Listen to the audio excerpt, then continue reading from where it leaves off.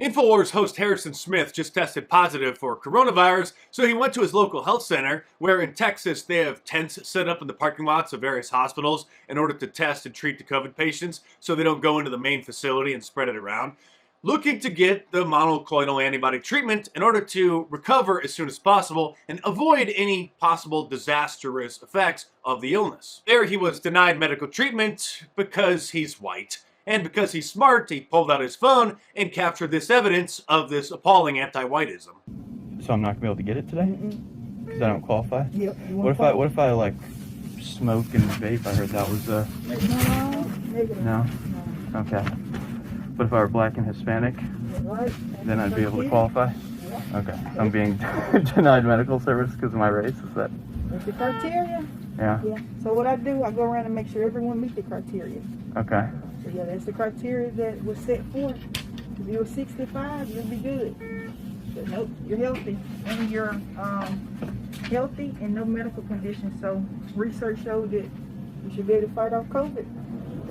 Maybe it's for someone else, may preclude them a little more, or make them a little more susceptible to being worse with COVID.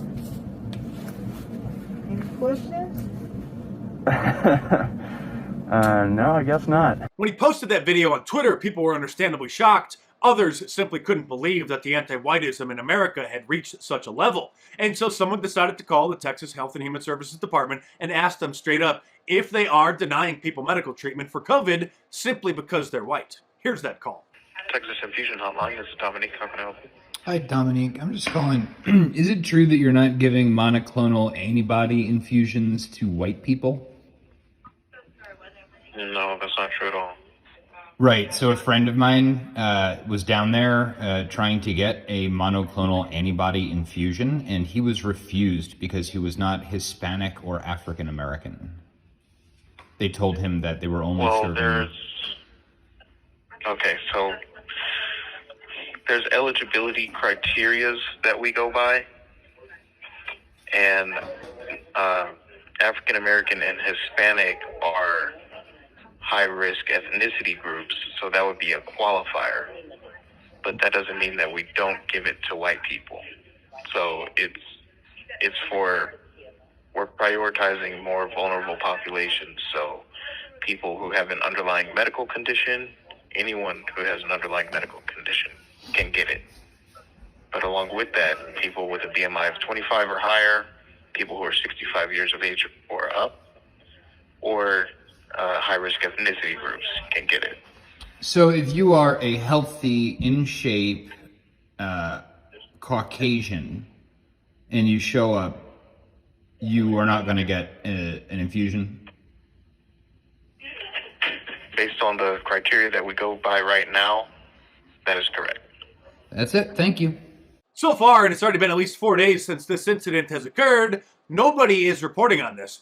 He's just a crazy InfoWars host anyway. They're afraid, even conservative media, they're afraid to cover a story that InfoWars broke. Finally, I'm starting to see some brand name conservative social media personalities tweet the video out, but so far all of them are distancing themselves from InfoWars. They're just saying, it was a Texas man, just some random Texas man. Just don't mention that it's an InfoWars host. It's funny, Ben Shapiro simply sneezes, then all brand name conservative media comes running to him with a tissue, asking if he's okay. But an InfoWars host, or if somebody makes YouTube videos in their kitchen on their laptop, happens to break a critically important story, and it's usually crickets. Oh, there's more to come, so stay tuned, but real quick, subscribe to my channel if you're new here, and check back on a regular basis, because obviously, you're not going to hear these kinds of reports anywhere else. Speaking of anti-whiteism, the Washington Post thinks that there are too many white people riding bicycles. This is a story that they just published. American cycling has a racism problem. How racism has shaped the history and presence of bicycle use. Pete Buttigieg, Old Joe's Secretary of Transportation, just revealed that bridges and highways are racist, in case you didn't know. As to where we target those dollars, I'm still surprised that some people were surprised when I pointed to the fact that if a highway was built for the purpose of dividing a white and a black neighborhood, or if an underpass was constructed such that a bus carrying mostly black and Puerto Rican kids to a beach, or that would have been in New York, was designed too low for it to pass by, that obviously reflects racism that went into those design choices. And if you think that Joe Biden's approval ratings are low, you haven't seen Kamala Harris's, because nobody likes her. And of course, they're blaming it on, guess what? Kamala's approval rating of 28% is even lower than the 30% who approved of Dick Cheney in 2008 after he shot a guy in the face. I think I know why Kamala's ratings are low, besides sexism and racism, which are the obvious ones. It's because whenever she's next to Joe, standing near him, behind him, she looks like an assassin. She looks like Nebula next to Thanos, ready to, right? MSNBC is upset that there are too many white people who drive trucks for a living, and people who have come down with stage 4 liberalism think that there are too many white people who enjoy going to national parks. The sweeping vistas stir the soul. Wildlife and waterfalls awaken a sense of wonder. The American wilderness, a playground for old and for young, and overwhelmingly white. When you look around, you don't see people that you identify with. You don't feel welcome. You feel out of place. You feel literally like you are an outsider. The president of the PGA, the Pro Golfing Association, is concerned that there are too many white people playing golf. Diversity remains golf's biggest challenge, he says. It's their biggest problem. There's too many white people. The Golf Channel did an entire segment complaining about the lack of diversity in their sport, featuring this guy, whatever his name is. There are not going to be many people who look like me. Golf doesn't have to tell you, well, because you're black, you can't come. They do it with entry fees, with initiation fees at clubs.